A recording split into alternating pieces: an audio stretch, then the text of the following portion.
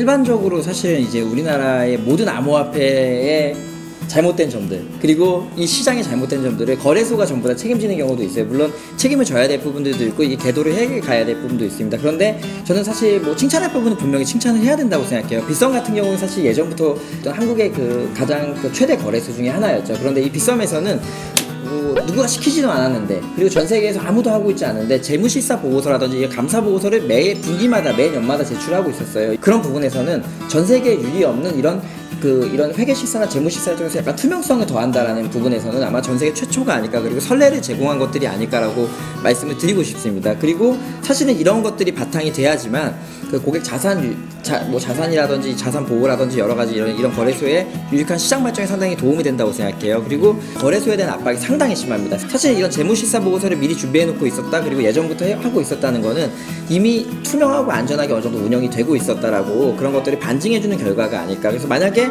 2018년에 어떤 특정 거래소에서 우리 재무실사를 하겠습니다라고 툭 튀어나왔다면은 그것들을 어떻게 신뢰할 수가 있겠어요. 그런데 이 빗썸이라는 거래소에서는 2014년도부터 이미 그걸 시작했었고 이미 상당히 전통적으로 진행이 되고 있었고, 오히려 이런 것들이 대한민국의 이런 거래소의 투명성들이 전 세계의 이제 다른 쪽으로도 많이 이렇게 어나운스가 좀 되지 않을까. 그래서 우리나라가 또 하나의 선례를 만들고 이런 부분들은 분명히 칭찬을 해줘야 될 부분이라고 저는 말씀을 드리고 싶습니다. 저런 말씀 좋지 않습니까? 빗썸이 국위 선양 하긴 했지. 근데 그거는 사실이에요. 왜냐면은 빗썸이 한번 이렇게 해주니까 다른 거래소들도 이렇게 해야 됩니다. 그런 식으로 이제 약간 어떤 부분들을 선구해 나가는 거래소 중에 하나다. 근데 그냥 거래량이 많다고 선구하는 게 아니고 여러 가지 재무라든지 이런 경영이라든지 여러 부분들 중에서 상당히 완성도가 높은 부분들을 대한민국이 보여주고 있고 빗썸이 좀 보여주고 있는 게 아닌가 그렇게 말씀드립니다.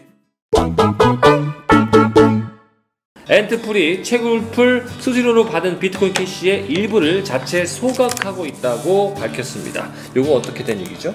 솔직히 이제 비트코인 캐시가 최근에 엄청 많이 올랐는데 사람들이 이제 웃다고가 돌아왔다. 이제 웃다고가 이제 비트코인 캐시의 창조자 우지한 대표님이 돌아왔다. 이래가지고 이제 비트코인 캐시를 이제 다시 또 많이 사들이고 많이 올랐기도 했는데, 저는 비트코인 캐시가 이런 호재로 인해서 소각이라는 게 사실 어떻게 보면 코인 개수를 줄인다는 거니까 어떻게 보면 호재거든요. 근데 사실 비트코인 캐시가 그냥 오를 때가 돼서 올랐다고 봐요, 저는.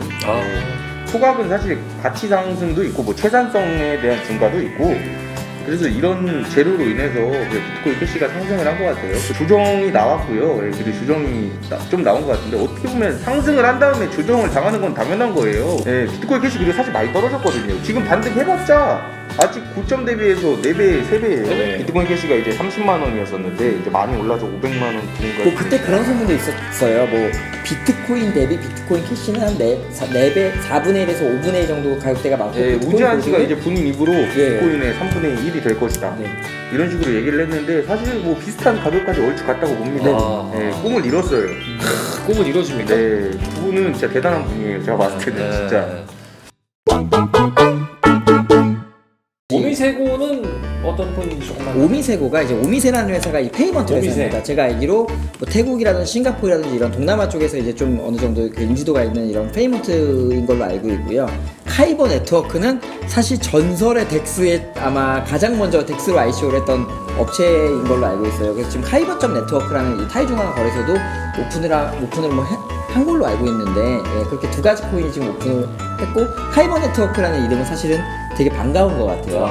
빗썸에서도 만나서 더 반갑기도 하지만 반가운 게 이분들 지금 어떻게 지내고 계실지 궁금했는데 요즘도 열심히 또 사업을 하고 계신 걸로 확인이 되는 것 같습니다.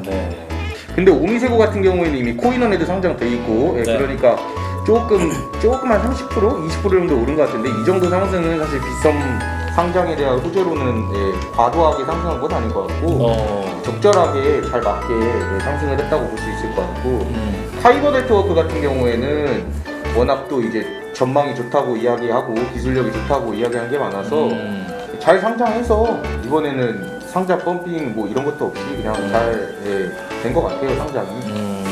여러분 고생하셨습니다. 암호화폐 모든 이슈를 낱낱이 파헤쳐봤습니다. 여러분 감사합니다. 감사합니다. 안녕히 계세요.